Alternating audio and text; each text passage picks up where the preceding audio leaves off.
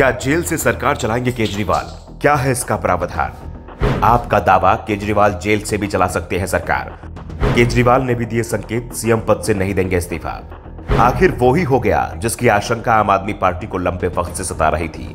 कथित शराब घोटाले में दिल्ली के मुख्यमंत्री अरविंद केजरीवाल को प्रवर्तन निदेशालय की टीम ने गिरफ्तार कर लिया।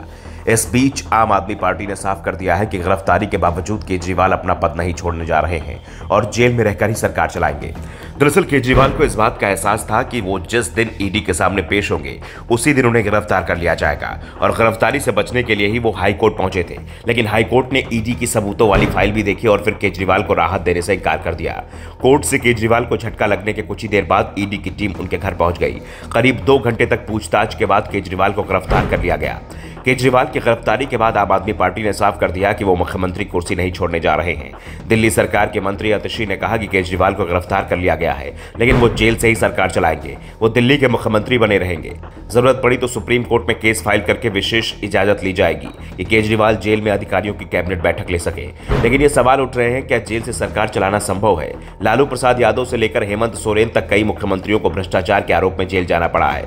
हालांकि इन सभी नेताओं ने जेल जाने से पहले अपना पद छोड़ दिया। लेकिन यदि केजरीवाल इस्तीफा नहीं देते हैं तो यह संभवतः पहला मौका होगा जब कोई मुख्यमंत्री जेल के अंदर बंद होगा। अभी वो ईडी के हिरासत पे है, लेकिन जल्द ही उन्हें जेल भेज दिया जाएगा। ऐसे में बड़ा सवाल उठता है कि क्या केजरीवाल जेल से सरकार चला सकते हैं? जानकारों की माने तो केजरीवाल के सामने ऐसी कोई कानूनी बाध्यता तो नहीं है। संविधान में इस बात का कहीं उल्लेख नहीं है कि अगर किसी मंत्री या मुख्यमंत्री को गिरफ्तार किया जाता है तो उसे पद छोड़ना होगा या नहीं। हालांकि यह नैतिकता का प्रश्न जरूर है। सबसे बड़ी बात तो यह है कि दिल्ली सरकार में केजरीवाल ने अपने पास कोई विभाग नहीं रखा है। हालांकि उन्हें कैबिनेट की बैठकें लेनी होती हैं और अफसरों से मीटिंग और फाइलों को निपटाने समेत कई कामकाज करने होते हैं। इससे पहले जब मनीष सिसोदिया और सत्येंद्र जैन को गिरफ्तार किया गया था तो वो महीनों तक मंत्री बने रहे थे।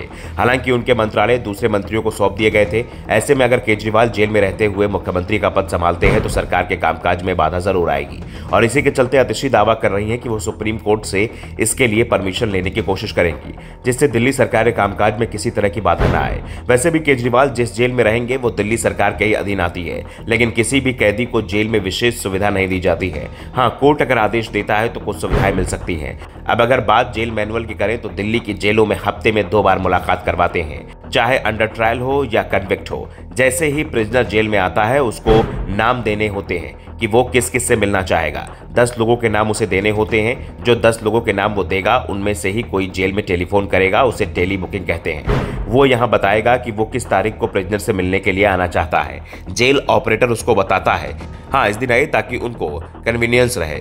एक बार मुलाकात में 3 मुलाकाती जेल में आकर मिल सकते हैं। मुलाकात के लिए एक जंगला होता है। जंगले में एक तरफ प्रिजनर होता है, एक तरफ उसके मिलने वाले खड़े होते हैं और बीच में आयरन ग्रिल और जाली होती है। कैदी से मुलाकात का समय सुबह 9:30 बजे शुरू हो जाता है और ये दोपहर 12:30 बजे तक मुलाकात चलती है। मतलब 3 घंटे तक ये मुलाकात होती है। जहां तक फाइलें साइन करने की बात है तो जेल से फाइल साइन नहीं कराई जा सकती।